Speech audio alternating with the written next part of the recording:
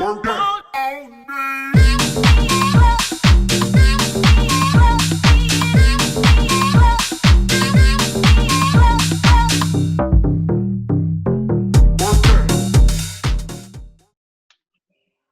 bonjour à tous, bienvenue dans ce nouveau podcast.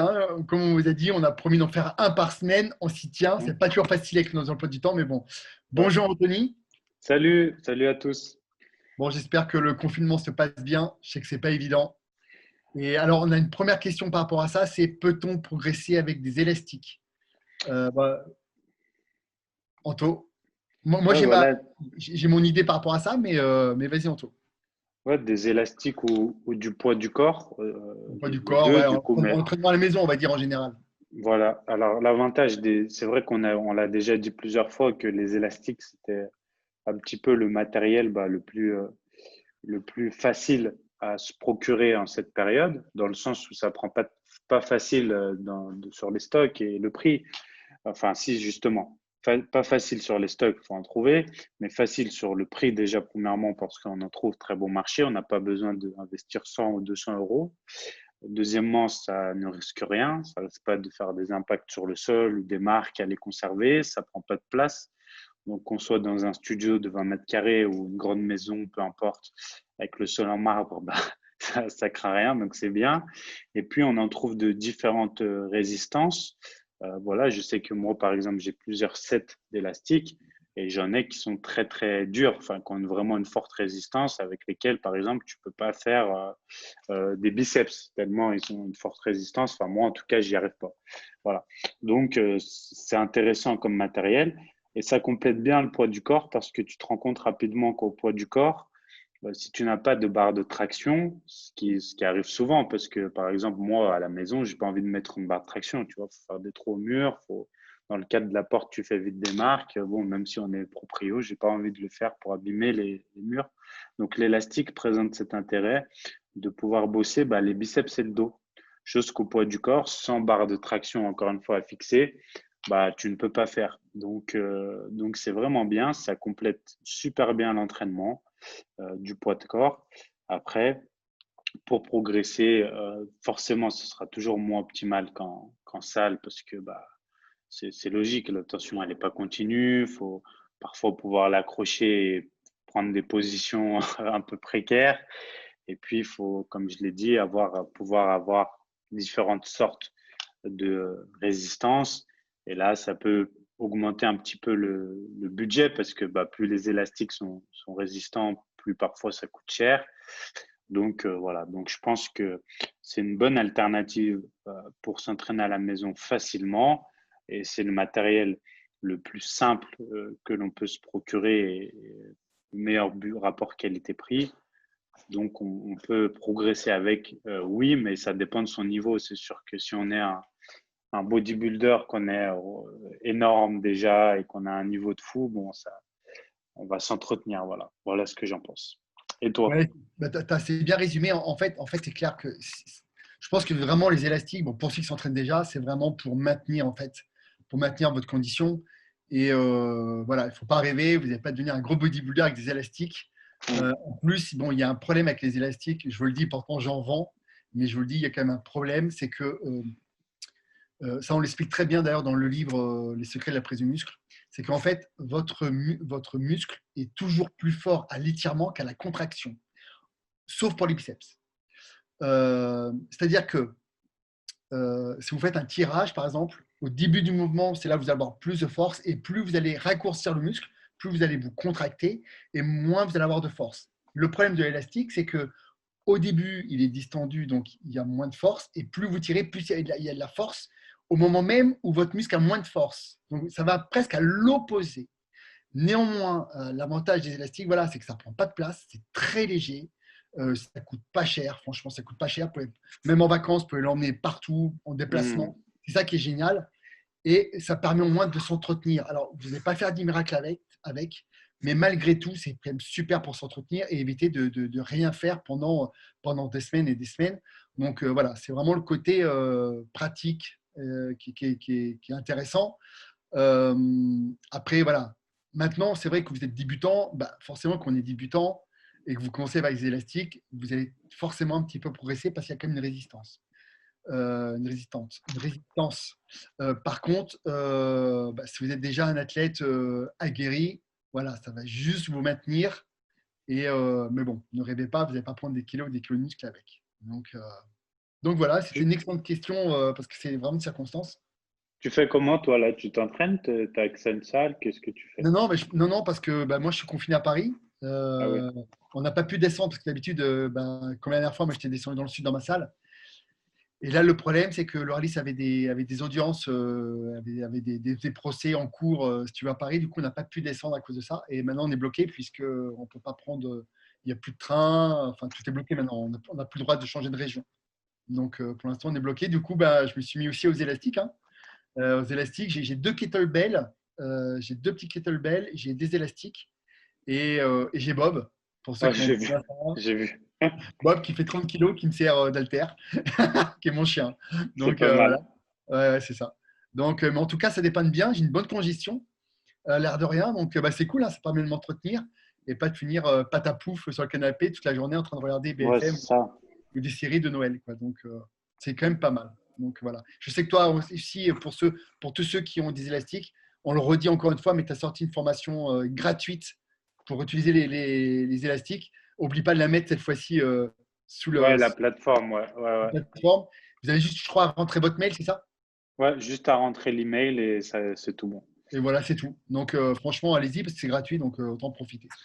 Voilà, Voilà, dessus, il y a plein d'exemples d'entraînement au poids de corps et aux élastiques, effectivement. Voilà. super. Bon, question de nutrition maintenant? Ouais, on parle nutrition. Donc, il y a un petit, enfin, je sais pas si c'est un débat, mais en tout cas, des posts intéressants qui sont faits sur les réseaux sociaux et du coup, un débat intéressant qui se crée sur faut-il compter ou non ses calories? Et donc, je crois qu'on l'a jamais abordé vraiment en Non, on tant l'a que jamais abordé. question à part entière. Je crois pas. Non. Donc, c'est intéressant d'en parler, voilà, parce que j'ai Bon, vu un post je crois que c'est Gaëtan Coach, hein, donc Gaëtan oui, Camarada, c'est ça, qui a oui. fait un très bon post sur Instagram. Donc, je vous invite à aller le suivre. D'ailleurs, il fait des posts très intéressants. Sur Instagram, voilà, il a fait un bon post à ce sujet. Donc, on peut en parler parce que j'ai trouvé C'est vrai que ça. c'est vrai qu'il y a deux méthodes. Il y a les coachs qui comptent les calories, les coachs qui ne les comptent pas. Et c'est vrai que c'est hyper intéressant. Ou des gens qui veulent faire des régimes qui comptent et qui ne comptent pas. C'est vrai, c'est deux écoles, en fait, on va dire. En Et fait, ce que j'ai on bien va aimé voir dans les son, avantages et les inconvénients de chacun, peut-être. Voilà ce que j'ai bien aimé dans son poste et son approche. Alors, je suis pas toujours d'accord avec lui, ce qui est normal. On n'est pas toujours d'accord sur le sujet.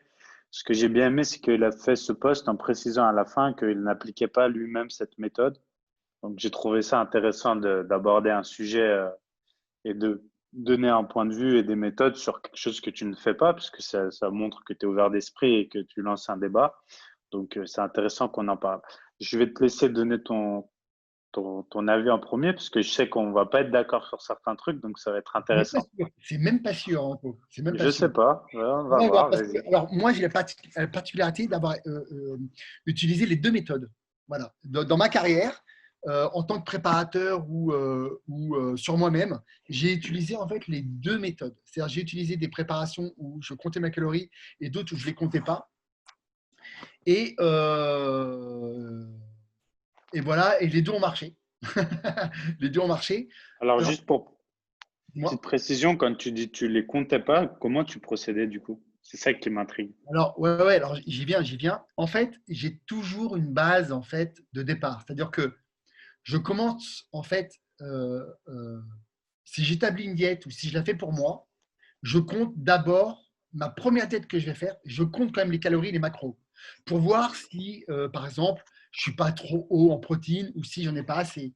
Tu vois, ce genre de choses, pour avoir vraiment une base. Donc, je me sers toujours d'une base et d'un niveau pour savoir déjà combien je consomme de calories avant de démarrer ma diète.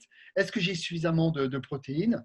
Et à partir de là, j'établis un peu ce que je fais et je calcule un peu ce que je fais au niveau macro, glucides, protéines, lipides et tout ça. Une fois que c'est établi, je pars de là. Voilà. Et je réduis soit un peu de glucides, soit un peu de lipides ou un peu des deux. Et je réduis d'une manière sans compter en fait. Tu vois? Hmm. C'est-à-dire qu'une fois que j'ai cette base, après, je ne compte plus. Et je me dis, bon, ben voilà, là, je perds du poids, c'est super. Je commence à stagner, à plus perdre de poids. OK, bon, ben, j'ai une idée. Au lieu de mettre 15 grammes d'huile d'olive, je vais en mettre plus de 10. Tu vois? Et je Ouais, fais, mais du coup, dis-moi. vas-y, pardon, je voulais pas te couper. Non, non, vas-y, vas-y. Euh, du coup, tu comptes tes macros. Non, non, en fait, Enfin, je pars sur une base. tu comptes tes quantités d'aliments. Qu'une- Ah bah, par repas, tu veux dire? Ouais, à chaque fois. Ah oui. Donc, Eh ça oui, revient parce au que même. bah, non, je t'expliquais pourquoi. Parce que quand je change de diète, enfin, quand je change de diète, quand ma diète, si tu veux, évolue, que je dois baisser en calories, je ne calcule pas le nombre de calories que je perds. Je descends un petit peu de glucides, un peu de lipides, tu vois, Ouais. et automatiquement, ça descend les calories, mais sans que ça soit précis. Ouais, mais, ouais, d'accord. Mais tu comptes pas les calories, mais tu comptes ce que tu manges. Bah, Tu je comptes pèse, la quantité. Ouais, bah, je pèse, sinon c'est trop aléatoire. voilà, mais le débat, il est là. Ah, ok. Alors, ok, Enfin, le il est débat, il est là. là. Ah oui, non, mais c'est un très bon débat. Attends, je dis pas que le débat que eux ont posé est là. Je dis que moi, dans ma tête, je t'explique.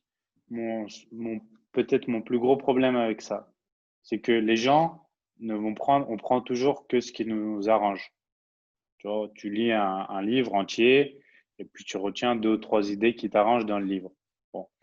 Mais il s'avère que quand tu lis un petit paragraphe sur Facebook, tu as tendance à faire la même chose, même s'il y a moins de phrases. Donc, quand tu entends, et d'ailleurs, c'est ce qui fait qu'en commentaire, par exemple, ils peuvent recevoir, quand ils postent Ne comptez pas les calories, quelques effets virulents. Il peut y avoir quelques commentaires virulents parce que le mec n'a lu que je ne compte pas les, ne comptez pas les calories. Mais en même temps, quand j'entends ne compte pas les calories, ça évoque de ne rien compter. Parce que si tu comptes les macros, tu comptes les calories. Si tu pèses ce que tu manges, tu comptes les calories. Tu comptes pas les calories, mais tu comptes ce que tu manges. Ça revient au même quasiment. Tu vois ce que je veux dire? Parce que si moi, par exemple, quelqu'un comme toi ou moi, on compte les macros ou on compte ce qu'on mange, on fait ça depuis tellement d'années. Voilà, on sait que dans 10 grammes d'huile d'olive, il y a 9 grammes de lipides. Ça fait C'est vrai, 81 kilocalories, tu vois. c'est On vrai. C'est sait. vrai. Donc, Alors j'ai terminé parce que ce que tu dis, vas-y, vas-y. je l'ai fait aussi et je l'ai fait aussi. Je pense qu'on a suffisamment d'expérience. Je pense qu'on peut faire une méthode sans compter les calories, sans Ouais, peser, parce qu'on a l'habitude et qu'on a l'œil. C'est sûr que quand on prend, on va prendre par exemple un morceau de poulet, on va avoir l'œil, on sait que le morceau de poulet qu'on a pris, il fait entre 120 et 150 grammes, parce qu'on a tellement l'habitude d'avoir fait ça qu'on a l'œil oui. et on sait qu'on va pas prendre, on sait qu'un blanc de poulet, en moyenne, ça fait 150 grammes, et que si tu en manges deux, ben, ça fait 300 grammes. Donc, si tu veux, mais parce qu'on a l'habitude. Par contre, quand tu as quelqu'un qui est lambda, eh ben, s'il n'a pas une petite base pour démarrer, ça va être compliqué. Tu vois. Mais Mhm. après, tout est possible. Je sais qu'il y a des méthodes, par exemple, qui disent, par exemple, bah, vous mangez des légumes à volonté, vous mangez presque des sources de protéines à volonté, vous essayez de réduire au maximum, on va dire, les sources de glucides et les sources de lipides. Et puis, mathématiquement, parce qu'il est très difficile de consommer des kilos et des kilos de poulet ou de protéines, on va tomber quand même en déficit calorique et ça va fonctionner. Tu Ouais, c'est vois. la base du camp, par exemple. Ouais, voilà. Mais ça marche aussi. Ça marche Oui, aussi. oui, ça a marché, bien sûr. Alors, voilà, je pense qu'il faut vraiment. Je ne dis pas que c'est mauvais, je dis simplement, alors c'est peut-être un petit peu moins précis. Et là, je parle plus pour les compétiteurs. Quand on a des compétiteurs, c'est peut-être plus intéressant que ce soit précis quand même pour le dérouler des choses et éviter de partir un peu à l'aveuglette. Mais après, tout est possible, ça va dépendre de la personne, ça va dépendre aussi de la psychologie de la personne, parce que pour certaines personnes, compter, c'est très frustrant, parce qu'à partir du moment qu'ils comptent, il y a une genre de frustration qui s'installe, alors quand tu comptes pas, tu n'as peut-être pas de frustration, après, il faut savoir se gérer. Je ne sais pas, je suis assez ouvert en fait. Je ne dis pas qu'il y a une mauvaise, de bonne ou une mauvaise façon de faire. Je pense que c'est assez individuel et qu'on supporte en fait le régime. Et comme je le dis souvent, le meilleur régime qui marche, c'est le régime que vous tenez, que vous supportez. Et je sais que pour certaines personnes, compter en permanence les calories et tout ça, c'est très anxiogène. Tu vois. Donc voilà, je trouve que pas compter les calories, c'est peut-être un peu moins précis, du coup. Donc c'est peut-être un peu plus aléatoire, tu vois. Et je serais peut-être un peu plus partisan quand même de compter pour quelque chose d'un peu plus précis. Après, c'est peut-être mon côté un peu psychorigide et me permettre, si tu veux, Moi, par exemple, j'aime bien compter, je t'expliquer pourquoi, parce que ça me permet, par exemple, d'ajouter 20% d'aliments un peu plus plaisir sans le culpabiliser, par exemple, tu vois. Si moi, par exemple, je kiffe le pain au levain, par exemple, si je kiffe le pain et que j'ai envie de m'en mettre dans ma diète, ben, je le mets, je le rentre dans mes macros, dans mes calories, et je sais que de toute façon, je serai quand même en déficit calorique, même si j'ai mangé du pain et je me suis fait, et j'ai kiffé, tu vois. Hmm. Moi, personnellement, c'est ce que je préfère.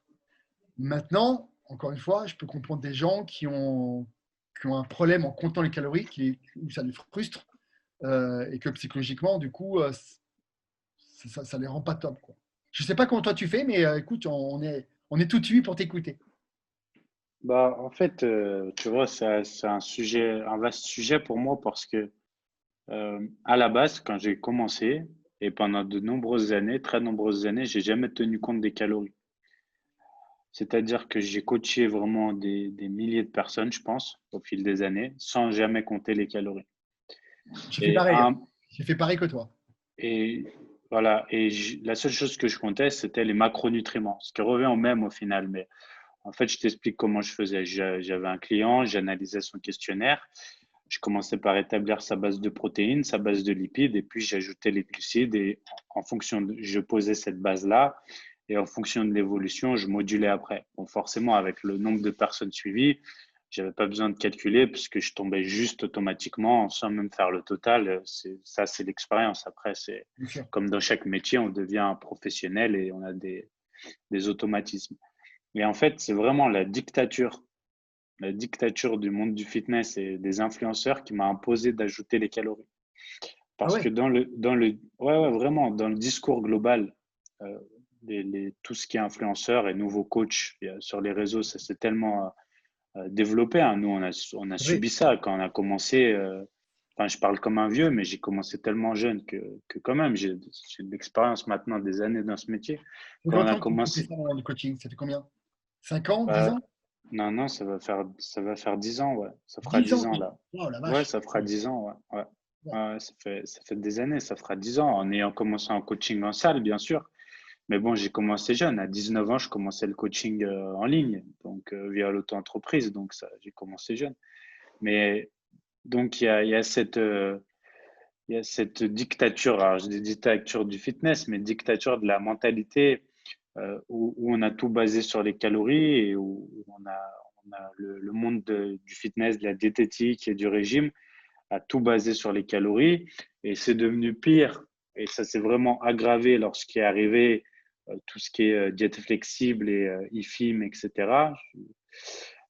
C'est devenu pire, c'est-à-dire que les calories, c'est devenu le centre du sujet. Et les gens venaient vers moi en me disant toujours, ouais, mais ma diète, elle fait combien de calories? Et c'est clair, je répondais, bah, je sais pas, je sais pas. Tu vois, je sais pas. Ça veut pas dire, J'ai eu la même chose que toi. tu vois, je sais pas. Alors les mecs se disaient, mais attends, lui, il me coach, c'est un tocard, il sait même pas combien de calories je mange. Mais je lui dis, mais attends, tu vas voir, je te le calcule en 2 secondes. Et bon, 5 minutes, j'avais calculé le total calorique et puis je lui donnais. Mais du coup, ça posait un vrai problème après parce que les gens pensaient que du fait que moi, je compte pas leurs calories, bah, j'étais mauvais. Alors que pourtant, preuve en est, tous les avant-après qu'on a eu, les résultats en compétition, etc., j'ai appliqué la même méthode sur des années et j'ai eu d'excellents résultats à chaque fois et sinon, on n'en serait pas là. C'est même pas à remettre en question la méthode.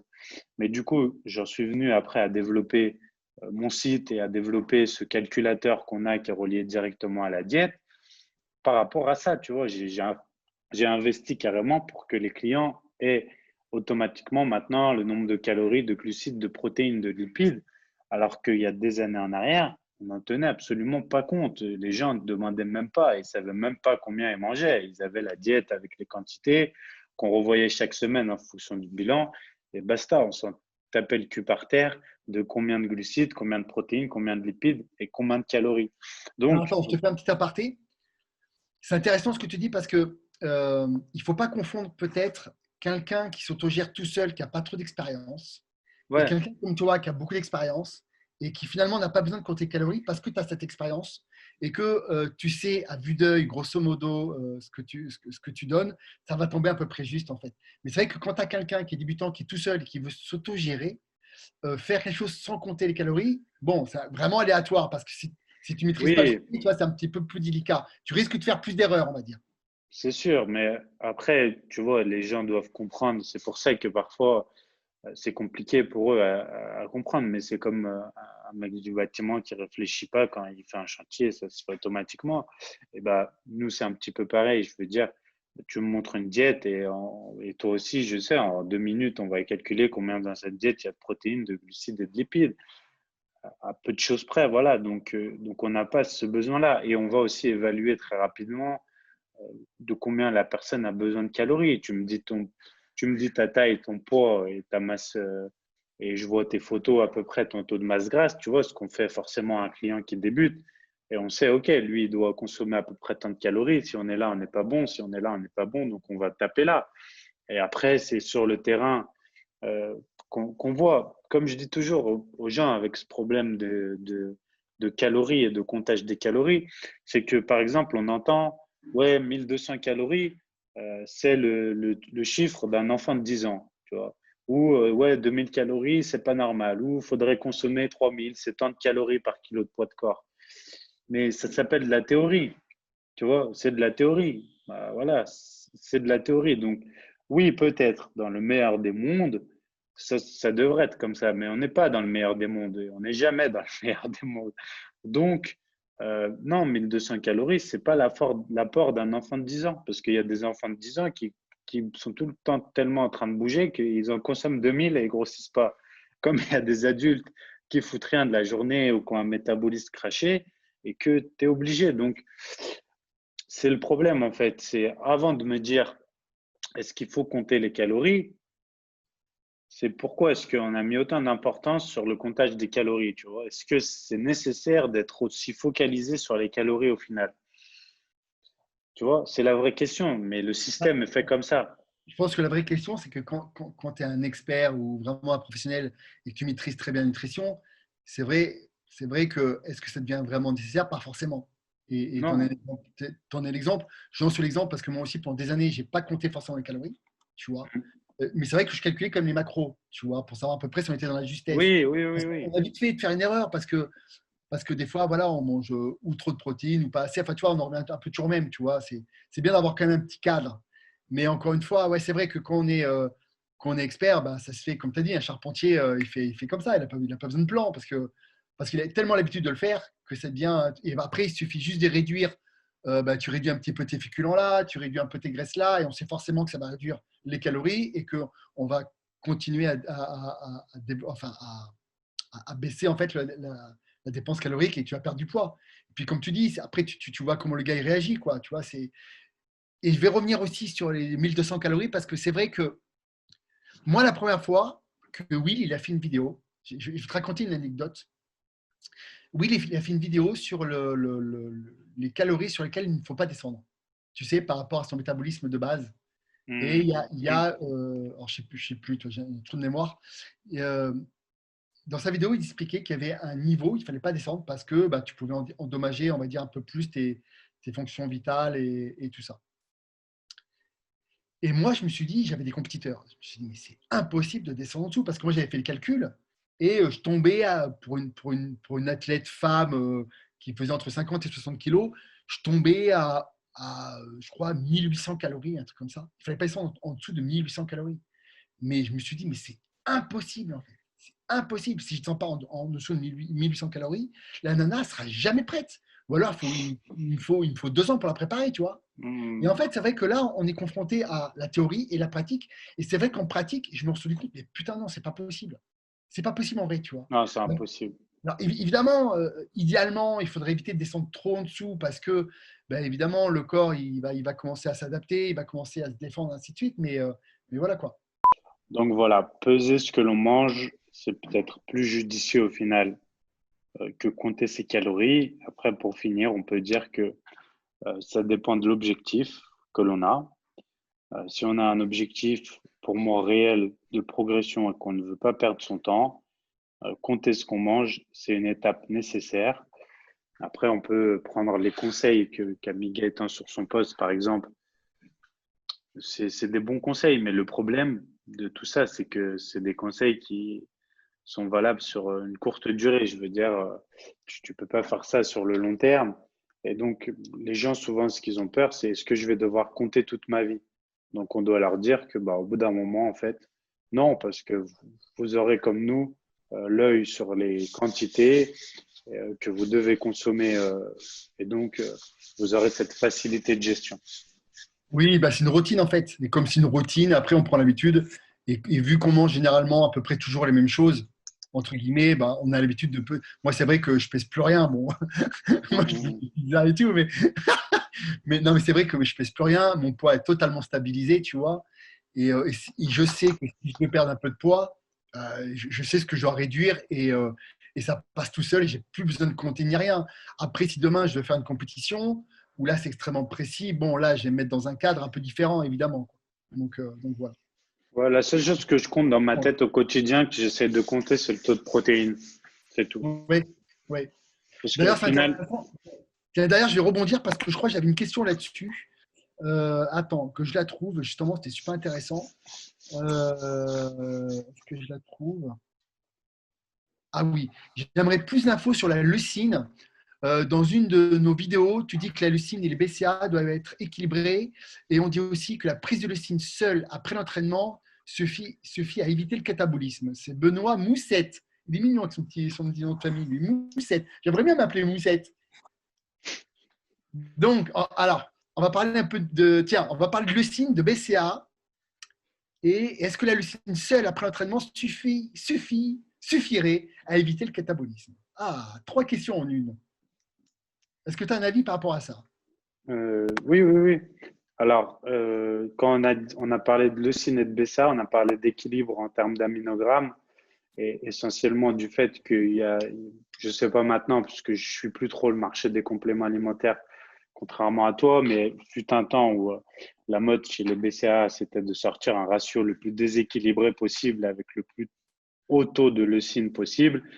Et on a évoqué le fait que c'était au final pas très intelligent parce que ça déséquilibrait l'aminogramme et ça amenait en général pas plus d'efficacité. En fait, il y a beaucoup d'études qui se sont contredites, pardon, un petit peu dans le temps, et puis beaucoup de méthodes qui se sont opposées, où à un moment, on ajoutait, je me souviens d'une époque où on ajoutait, je crois que c'est Gundil qui avait popularisé ça, 5 grammes de leucine dans chaque repas, et ça permettait de réduire son apport en protéines de 40%, parce que l'élévation de la leucine permettait justement de mieux assimiler les protéines et d'avoir un taux plus haut. Bon, au final, on a arrêté cette méthode et je ne crois pas que grand monde fasse encore Je vais expliquer pourquoi. Ouais, je vais expliquer. Alors, c'est cette très méthode, intéressant. mais Et pourquoi la leucine? Il faut savoir que la leucine aussi, c'est l'acide aminé le plus important dans les pour BCA. l'anabolisme. On dit par Mm. exemple 2-1-1, c'est 2 de leucine et 1 de valine et d'isoleucine. Et quand à un moment donné, on était à 8-1-1, 12-1-1, Ouais, 20-1-1. ça a été très haut. Ouais, ouais. À la Ça a fin, été c'est très, presque très tout haut. de la leucine, quoi. Vas-y, Alors je vais éclairer un pourquoi? peu. Vas-y, vas-y. Vas-y. Alors pourquoi, les amis, la leucine est si important? Parce que c'est en fait c'est l'acide aminé qui va déclencher l'anabolisme protéique. Voilà. Et en fait, on sait qu'il faut par repas pour que ça soit optimal environ 0,4 g de leucine par repas pour déclencher au maximum l'anabolisme protéique. C'est pour ça que la leucine est aussi important. Et quand on Mm. fait des repas, il faudrait en fait quasiment calculer ça en fait. Voilà. Il faut savoir que la leucine, on en trouve quasiment partout. Alors, dans certains végétaux, pas trop. On trouve vraiment dans les produits animaux. Je sais pas. Dans les produits animaux. Et, euh, et voilà, et c'est vrai que c'est la leucine qui est vraiment importante. Du coup, les fabricants de compléments alimentaires se sont dit, attends, on a fait des BCA, on va gonfler à mort la leucine parce que c'est l'acide aminé le plus anabolisant. Sauf que, encore une fois, le corps fonctionne avec un système homéostasie, c'est-à-dire qu'il régule les équilibres. Et quand on déséquilibre autant un acide aminé, eh ben forcément, ça crée une déplétion des autres acides aminés et c'est pas top en fait. Donc, toujours rester cohérent avec un équilibre de tous les acides aminés. Mais je vous dis, même moi-même, les BCA seuls, ça n'a plus grand intérêt. Alors, ça peut réduire peut-être encore la fatigue sur certains trucs. Ça se comporte un peu comme des glucides, mais autant consommer directement des glucides, ça coûtera déjà 10 fois moins cher. Et voilà. Et il vaut mieux manger une protéine complète. Ça sera beaucoup plus intéressant que de vouloir séparer comme ça. les BCA ou la Lucie. Voilà. Voilà. Donc après, au final, ce qui compte, c'est d'avoir, après l'entraînement, c'est d'avoir un apport en protéines plutôt que de se concentrer sur la leucine uniquement. Hein. C'est d'avoir un apport en protéines, même autour de l'entraînement, pas que après, hein, avant et Ok. après, euh, équilibré. Donc, tu n'as pas besoin de consommer de leucine de manière isolée, seule. Après, on peut toujours aller dans les petits détails et Par contre, calculer, ça peut être intéressant, par contre, pour les végétariens, tu vois, ou les véganes. ouais, qui Tu ont vois, un tu vois, taux beaucoup c'est moins un cas un peu important. particulier où la leucine ou les BCA peuvent être intéressants à ajouter au repas. Parce que comme s'ils ont une alimentation végétale, ils risquent là par contre, d'avoir une petite déficience en leucine ou en Ouais, BCA. C'est presque d'accord. un peu le cas particulier où la leucine ou les BCA peuvent avoir un intérêt. Après, si vous êtes omnivore, vous mangez pas mal de protéines animales, franchement, ne gaspillez pas votre argent là-dedans. Utilisez plutôt dans le collagène parce que justement, il y a un déséquilibre après avec les autres acides aminés, on va dire, anti-inflammatoires par rapport aux protéines euh, essentielles, entre guillemets. Et là, c'est peut-être plus intéressant de prendre du collagène pour équilibrer en fait tous ces acides aminés que de prendre juste de la leucine ou du BCA où là, ça n'a pas vraiment d'intérêt. Par contre, végétarien, vegan, ça peut être intéressant. Tu vois. Ouais, mm, Ouais. je vois. Et au niveau de l'entraînement, franchement, si votre entraînement est calé entre deux repas espacés maximum 5 heures, vous ne prenez pas trop la tête. C'est pas la peine de courir quand vous sortez de la salle de sport pour prendre votre chèque de protéines. Voilà, si vos deux repas sont calés environ 5 heures, franchement, vous êtes déjà très très bien. Donc, vous ne prenez pas trop la tête non plus. Oui, on a beaucoup relativisé ça et Oui, les boissons pendant l'entraînement. C'est un moment, c'est vrai qu'on était beaucoup sur c'est vrai. tout ce qui est Mais c'est boisson Gunville, pendant hein. l'entraînement. C'est Et vrai que c'est Gunville qui a énormément popularisé ça. Alors, je dis pas que c'est pas efficace ou que ça sert à rien, on mais l'a fait pendant des années. Hein. Moi, le ouais, premier, hein, moi avec moi aussi. beaucoup de précision. J'ai attaché une très, Ouais, ouais. très grande Mais importance à ça. tu vois, par exemple, il y a des gens qui s'entraînent à jeun le matin, ben, ça peut être intéressant, tu vois, par exemple, de prendre une boisson pendant l'entraînement. Tu vois, justement, Hmm. pour couper ce catabolisme nocturne, Ouais, ouais, ouais, pour ouais, éviter de bien s'entraîner à sûr. jeun, d'avoir une boisson d'effort avec ou du Pepto-Pro, des Malto, enfin peu importe ce que vous voulez, ou même du miel, enfin tu vois. Après, Ça peut être là, intéressant. ouais, là, on en est revenu un petit peu à ce sujet-là. Je pense c'est sur le prix au final. C'est vrai. C'est vrai que, alors ça dépend de la fréquence de l'entraînement, etc. Mais quand tu t'entraînes 6 fois par semaine, par exemple, ou que tu vas sur plus de fréquences après, si tu prépares une compète et vraiment tu fais un truc, voilà, où tu vas même à t'entraîner 2 fois par jour, comme ça peut arriver pour un compétiteur, hein. Bon, faut avoir la vie qui va avec, mais Bien sûr. j'ai pu le faire, par exemple, bah, ça fait vite un gros budget. Je veux dire, les BCA, quoi qu'il arrive, ça a quand même un coût. Le Pepto Pro, ça a quand même un coût. Bon, les glucides en poudre, ça va, franchement, à moins que tu vas sur du Vitargo ou des trucs qui coûtent les yeux de la tête, enfin, qui sont beaucoup plus chers. Le maltodextrine, ça reste correct, mais voilà, ça ajoute vite du budget. Il te faut, C'est clair. donc Après, c'est voilà, tout. ça peut être, moi je vous dis, ça peut être intéressant quand vous entraînez à jeun le matin. Ça peut être intéressant aussi l'après-midi. Alors, par exemple, il y a beaucoup de gens qui travaillent et qui mangent à midi et qui ont leur entraînement à 17 heures. Quand vous sortez du boulot, que vous n'avez pas pu faire votre collation, c'est sûr que prendre une boisson d'effort à ce moment-là, ça peut être intéressant parce que votre dernier repas remonte à plusieurs heures, 5-6 heures avant. C'est vrai que ça peut être intéressant pour éviter d'encombrer son estomac, Oui. de prendre par exemple une boisson d'effort pour pouvoir s'entraîner avec un maximum d'énergie disponible et tout ça. Donc là, oui, ça Mm, peut être intéressant aussi. Tu vois. mm, Encore une fois, ouais. ça dépend de chacun. Mais si vous avez deux repas espacés de 5 heures et que vous calez votre entraînement au milieu, franchement, pas besoin à ce moment-là de prendre une boisson d'effort. En revanche, si vous mangez à midi, que vous devez vous entraîner à 17 ou 18 heures et que vous n'avez pas fait de collation l'après-midi, ça peut être intéressant là de prendre une boisson d'effort ou si vous entraînez à jeun. Mm, ouais. Voilà. Ok, Ou les parfait. sportifs d'endurance aussi, parce qu'on n'en parle pas beaucoup. C'est vrai qu'on a beaucoup de gars qui font la musculation, mais c'est vrai que pour les sportifs d'endurance qui font du vélo pendant des heures, c'est vrai que ça peut être vraiment intéressant, par contre, là, de prendre des boissons d'effort. Par contre. Oui, oui, en général, ils le font d'ailleurs. C'est les Ouais, ils plus le font éduqués généralement. là-dessus. Tout ce qui est Ouais. marathonien ou sportif d'endurance comme ça, et Triathlon, tout ça, ouais, ouais. Tout à fait. moins dans les sports, bizarrement, collectif, quoi que ça s'est un peu développé avec le Gatorade, les choses comme ça, quand Oui, même, les boissons comme ça.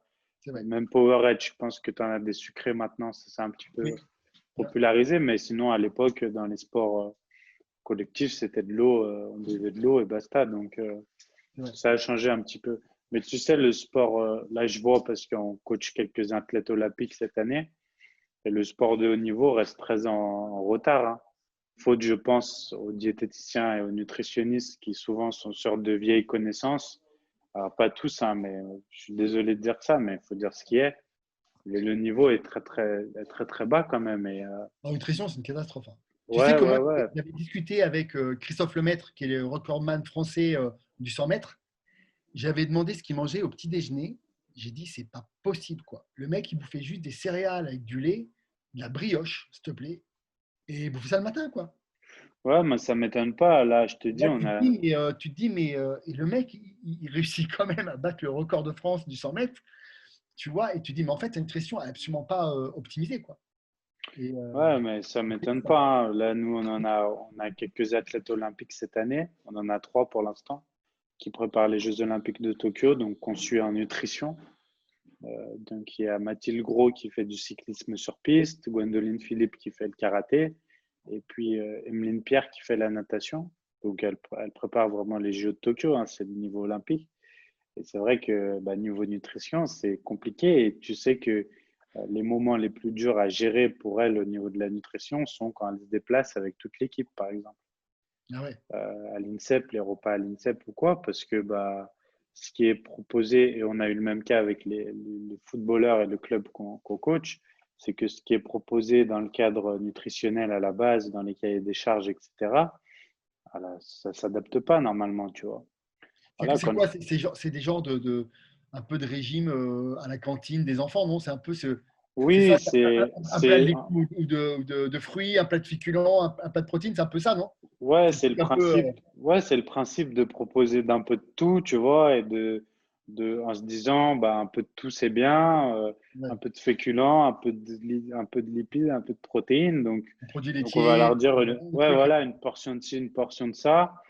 Mais au final, c'est compliqué et sans notion de timing non plus.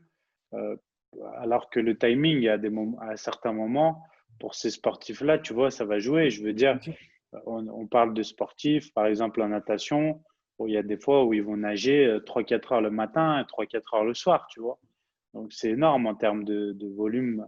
Et il n'y a pas de solutions qui vont être proposées, par exemple, à ce niveau-là, tu vois, pour la gestion des repas et de l'énergie, etc. Et donc, tu tombes sur des athlètes qui souvent, bah, quand c'est des femmes et qu'elles ont aussi, faut pas croire que les athlètes de haut niveau n'ont pas de souci de poids et d'apparence, enfin, Non, dans le sens où ils sont pas complexés, tu vois. Ça reste des femmes et des hommes comme les autres.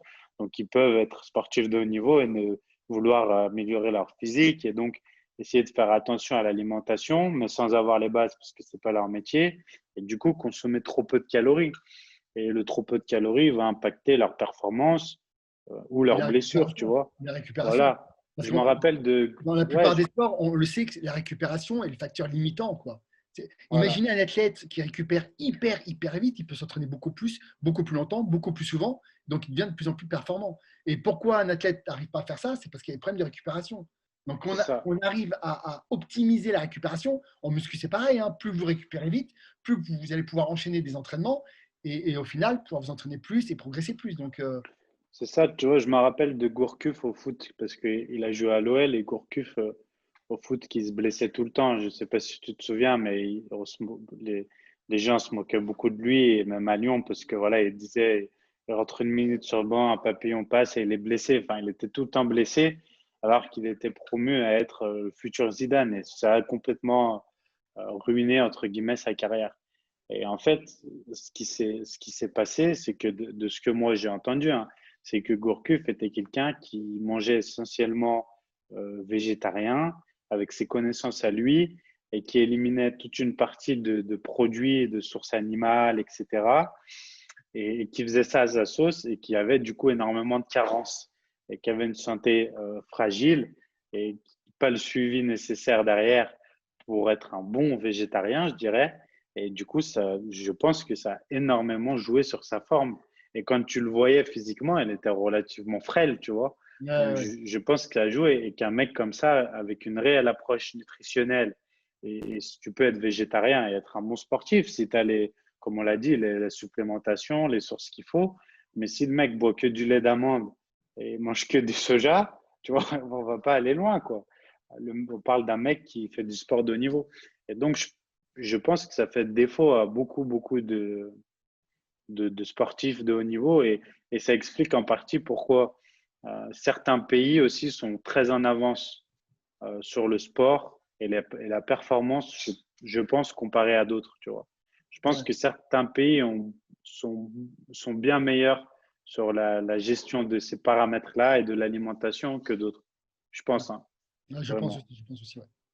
Donc, Super, bah, écoute, il y a un vrai travail à faire sur ça, mais pardon, je finis juste sur ça, mais il y a un vrai problème de conflit entre les diététiciens, les nutritionnistes et nous, tu vois. ouais, ouais, ouais, c'est un long débat. Après, c'est vrai que, ouais, encore une fois, j'aime le redire, mais voilà, la nutrition est une science qui est relativement jeune. Hein. Il ne faut pas l'oublier. Hein, ça a quelques dizaines d'années, en fait, et on continue toujours à apprendre, à rechercher. Et c'est pour ça que bah, on peut se tromper ou des méthodologies qui ont la vie dure parce que ça fait 40 ans qu'on les applique. On pense que c'est la vérité absolue et puis on se rend compte que bah, finalement, c'est peut-être pas la méthode la plus optimale. Voilà, bon, c'est comme ça. C'est pour ça que c'est bien de se tenir informé. C'est Ouais, bien d'écouter ben, des vidéos, des podcasts. Enrichissez-vous un maximum. En plus, là, c'est le confinement. Il faut vraiment profiter-en un maximum pour vous enrichir. Et puis voilà. c'est ça. Bon, merci Anto. Parfait. Merci à toi. Merci à vous tous. Et puis à la semaine prochaine, comme d'habitude. Ouais, N'hésitez à pas la à semaine liker, prochaine. commenter, à partager. Et on vous embrasse. Merci à tous. À plus. Bye bye. Ciao.